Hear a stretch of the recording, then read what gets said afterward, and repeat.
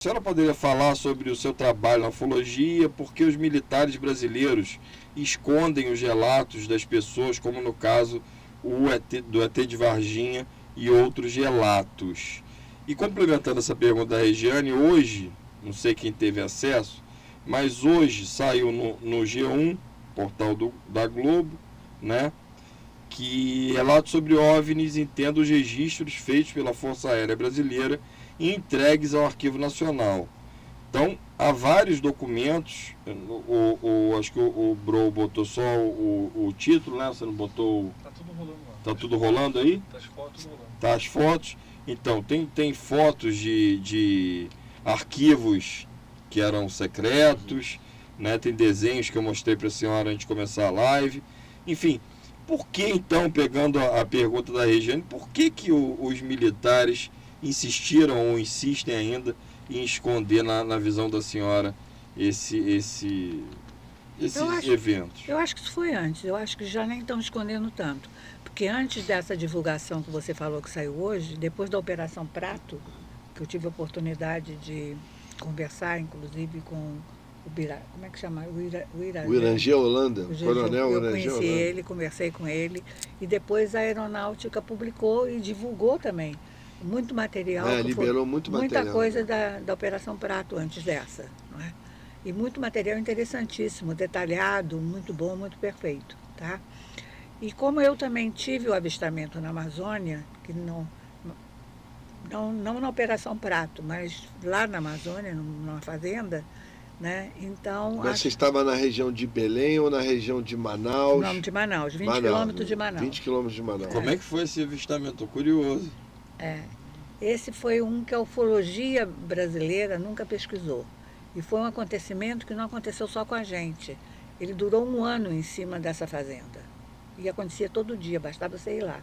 De 2 em 2 horas, aparecia uma luz, acontecia alguma coisa, tá? Mas você estava em companhia de algum Dr. pesquisador? Dr. John Mack, que é um dos maiores pesquisadores de abdução do planeta. Ele estava comigo. E aconteceu dessas coisas que tem um link para acontecer. Dr. John veio porque nós dois íamos participar de um congresso que ia acontecer em Manaus, sobre tecnologias do sagrado, o nome do congresso, que iam pesquisar tipo ayahuasca, essas outras coisas. E era um congresso americano com 800 pesquisadores do mundo inteiro. Numa época que nem se falava como é hoje de ayahuasca. Não, né? não. Era uma novidade. E além disso, um congresso fechado, não era para brasileiro, não tinha nem tradutor, tinha 800 pessoas do mundo. E eu entrei nesse congresso, porque eu já tinha feito a pesquisa, já tinha ligação com o Dr. John Mack, e eu entrei pelo PIA, que era dele, americano, para apresentar, junto com o Dr. Norma, o resultado das pesquisas, dos eletrodos, da colocação de eletrodos na cabeça dos contatados e médiuns no Brasil.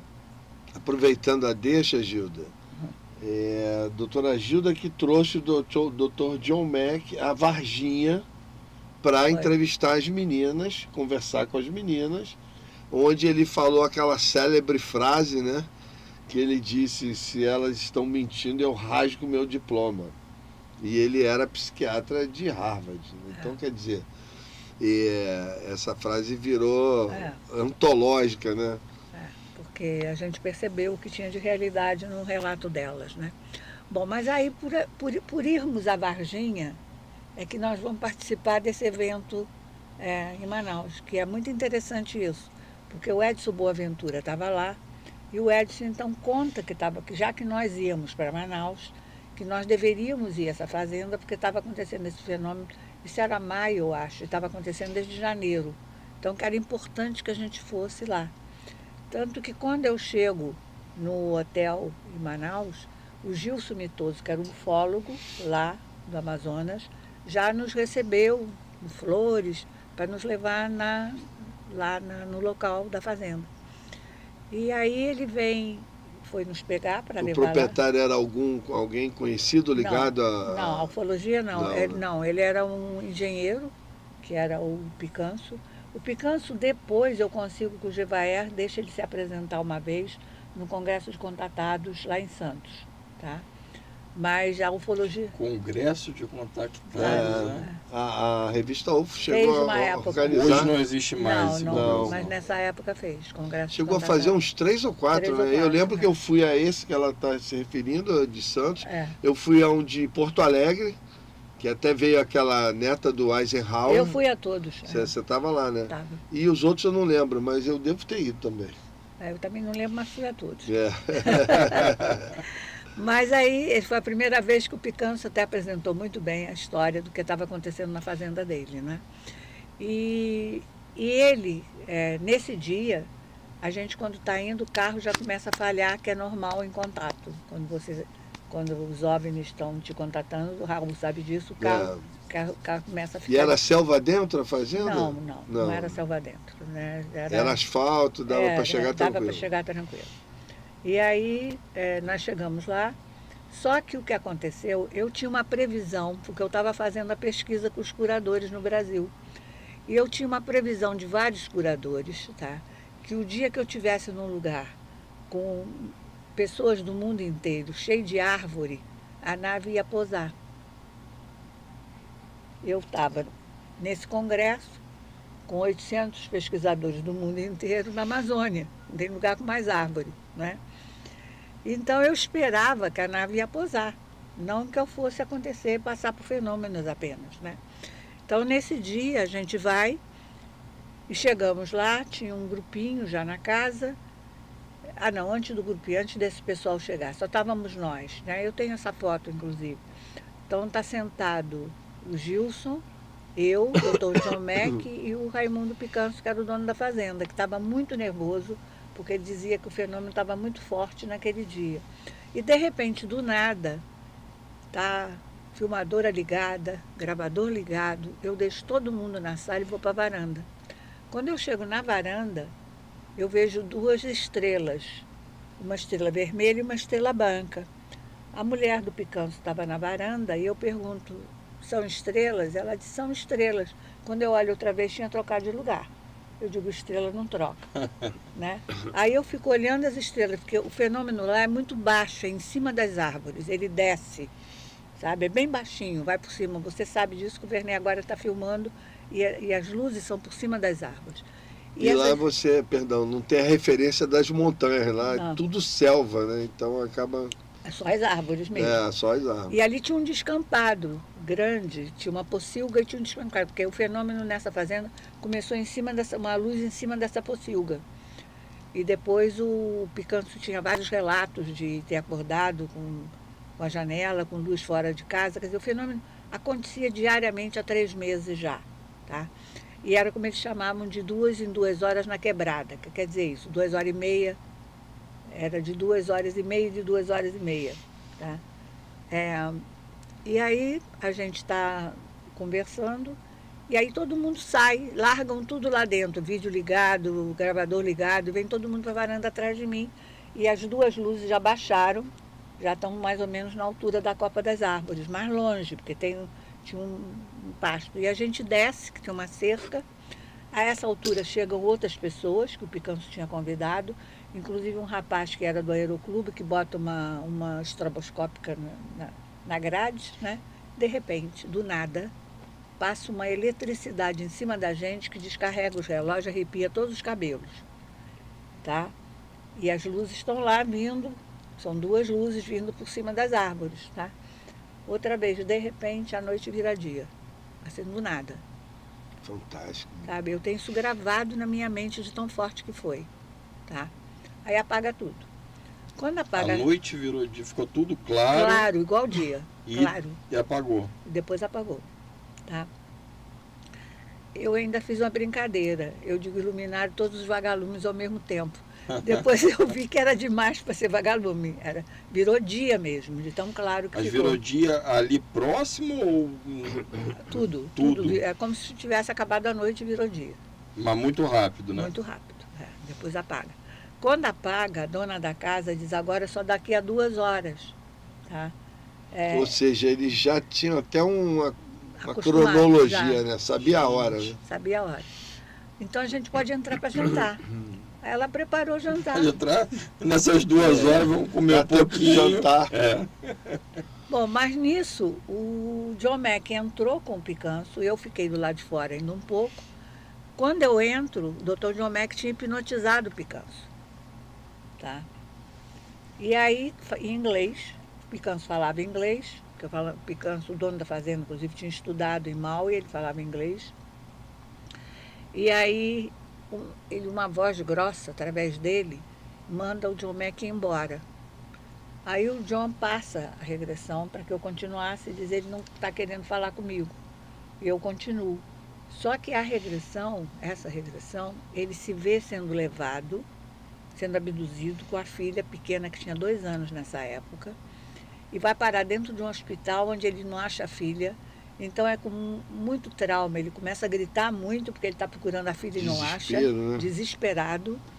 Todo mundo dentro da sala, porque eu nunca regrido ninguém com um monte de gente em volta. A mulher dele fica desesperada, me pede para trazê-lo de volta e eu trago ele de volta. Ele volta, não lembra o que aconteceu e a gente vai, acaba isso, a gente vai jantar.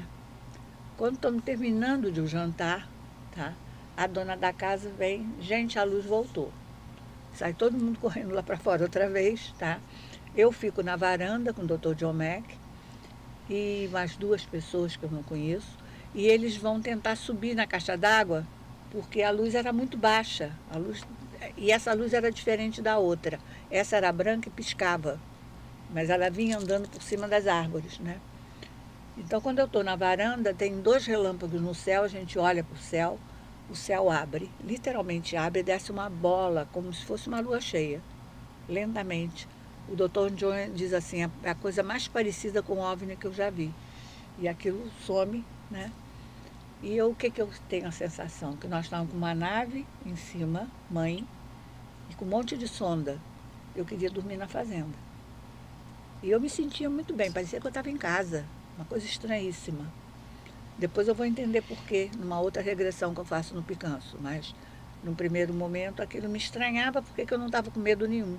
E o John não quer dormir, quer ir embora, que eu até entendo, coitado, americano, no meio da Amazônia, com um monte de nave por cima, realmente não era para ficar, né? Bom, então esse foi o que nos aconteceu. Só lembro que eu tinha coisa de que a nave ia descer. A partir desse dia, eu sonho todas as noites, por 6 meses, que a nave descia. E eu fico muito irritada como é que ela desceu e eu não vi.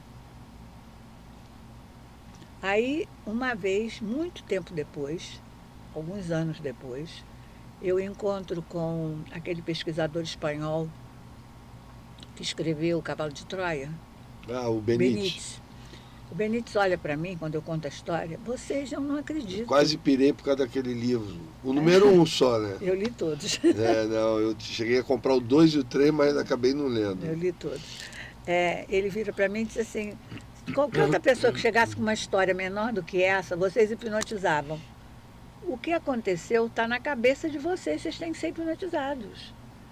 Nessa época eu tinha uma facilidade, porque meu filho estudava em Boston, o Dr. John Mack era de Boston. Eu ligo para ele e digo assim, nós temos que ser regredidos. Aí ele concorda, eu vou para Boston, ele vê um psiquiatra para regredir nós 2, né? E aí o que acontece? Dr. John, eu vou regredi-lo primeiro. Ele já não lembrava de nada, ele só lembrava das 2 luzes, da vermelha e da branca, apagou todo o resto. Mas quando na regressão ele recorda, ele vai recordar exatamente a hora que a noite vira dia, ele vai recordar tudo, até que chega um momento que ele trava. Ele estava com muito medo por causa da abdução traumática do dono da fazenda, né? Então ele achou que a gente podia ter tido um trauma.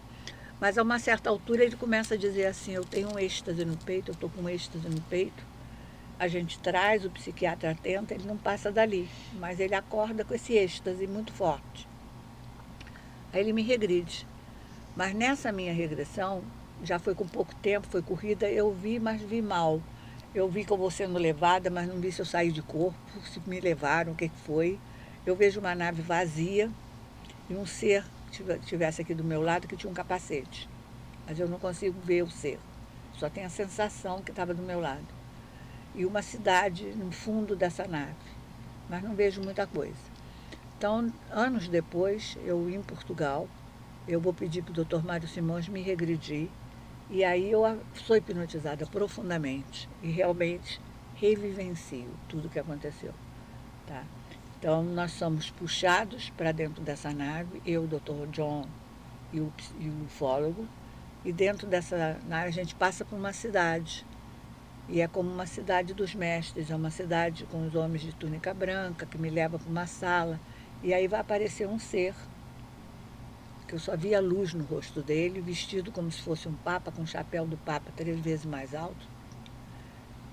E que quando ele fala eu apago, eu só vi depois o que o psiquiatra escreveu. E é como se fosse uma cidade dos mestres, mas numa outra dimensão. Tá? E quando eu volto, racional aqui, eu estou ficando maluca.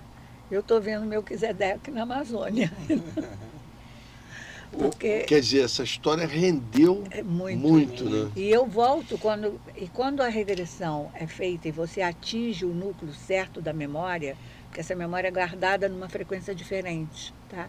A energia do momento sai e atinge quem está te hipnotizando também, tá? Tanto que eu volto com aquele mesmo êxtase no peito, sensação que vi Deus, e o psicólogo também fica igual, ele leva uma semana me ajudando a descobrir o que era, porque aquele êxtase que o John Mack sentiu, eu passo a sentir igual. Seguimos com a nossa série. Ninguém deve se desesperar da sua própria salvação.